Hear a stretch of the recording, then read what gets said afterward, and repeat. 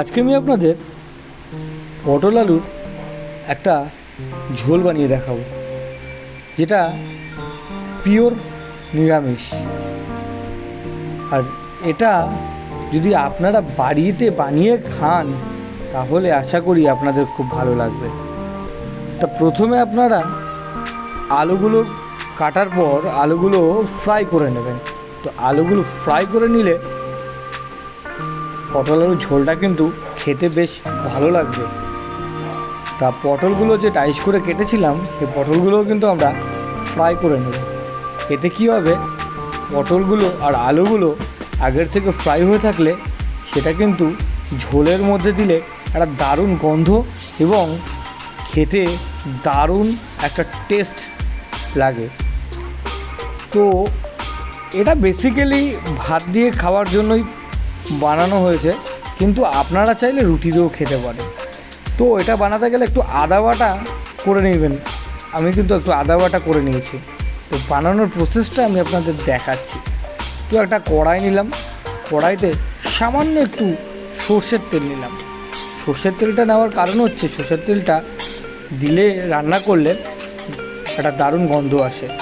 তা কিছু গোটা গরম মশলা নিতে হবে, যেমন ধরুন দারচিনি নেবেন সামান্য পরিমাণ, 2-3টে এলাইচি, তেজপাতা, লং। আপনারা ভিডিওটা দেখে নেবেন কী কী নিয়েছি। তো সেগুলো তেলের মধ্যে ছেড়ে দিতে হবে গরম তেলে। তো সেটা গরম তেলে ছাড়লে কিন্তু তেলটার মধ্যে কিন্তু সেই ফ্লেভারগুলো কিন্তু মিশে যাবে, আর তাতে খাবারের গন্ধটা কিন্তু দারুণ আসবে। তা যথারীতি সেগুলো একটু গরম হয়ে যাওয়ার পরে সেখানে কিন্তু আমি একটু জিরে দিয়ে দেবো। জিরে নিরামিষ তরকারির কিন্তু বেসিক ইনগ্রেডিয়েন্টস। জিরেটা কিন্তু আপনাকে দিতে হবে। তো জিরেটা দিলে পরে একটা দারুণ জিরের ফ্লেভার কিন্তু পাওয়া যাবে। তার মধ্যে দিয়ে দেবো আমি একটু আদা বাটা। আদা বাটাটা দেওয়ার কারণ হচ্ছে আদা বাটা একটা সুন্দর গন্ধ নিয়ে আসে এবং খাবারের একটা কোয়ালিটিও কিন্তু চেঞ্জ করে দেয়। তার মধ্যে দিয়ে দেবো টমেটো পিউরি। হ্যাঁ, একটু টমেটো পিউরিও করে রাখবেন। এই টমেটো পিউরিটা দিয়ে দিলাম তার মধ্যে। এবার দেওয়ার পরে একটু ভালো করে নাড়িয়ে চাড়িয়ে সেটাকে ভালো করে একটু ফুটিয়ে নেবেন যতক্ষণ না টমেটোটা পেকে যাচ্ছে। তো পাকার পরে এবার তার মধ্যে আমরা 2-3টে মশলা দেব, বেশি না। আপনারা দেখুন, একটু লবণ দিলাম। লবণ দেওয়ার পরে একটু দিয়ে দিলাম হলুদ গুঁড়ো। হলুদ গুঁড়োটা কিন্তু খুব কাজের। হলুদ গুঁড়োটা কিন্তু শরীরের পক্ষেও ভালো। একটু লঙ্কার গুঁড়ো দিয়ে দেবেন ঝালটা আনার জন্য, একটু স্পাইসি লাগবে। তার মধ্যে সামান্য একটু জিরে গুঁড়ো দিয়ে দেবেন। জিরে গুঁড়োটা কিন্তু দারুণ একটা গন্ধ নিয়ে আসবে।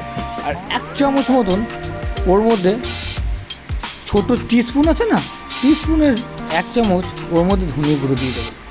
তারপরে যে আমরা আলুটা আর পটলটা ফ্রাই করে রেখেছিলাম ওর মধ্যে দিয়ে দিলাম। দেওয়ার পরে বেশ একটু কষাবেন। মাংস যেরকম কষায় না সেরকম কষিয়ে নেবেন। তাতে কী হবে, মশলাগুলো পটল আর আলুগুলোর মধ্যে ঢুকে যাবে, বেশ সুন্দর লাগবে খেতে।